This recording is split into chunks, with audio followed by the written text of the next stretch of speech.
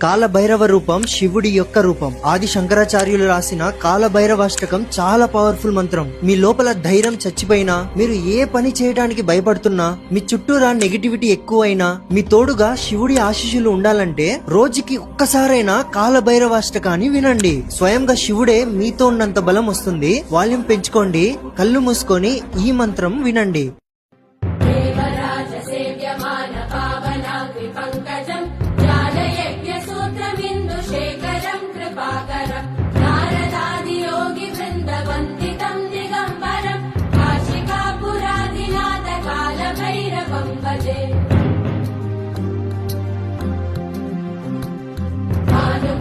भास्वरं भवाब्धितारकं परं नीलकण्ठवीप्सितार्थदायकं त्रिलोचनं कालकालमम्बुजाक्षमक्षशूलमक्षरं काशिकापुराधिनाथ कालभैरवं भजे।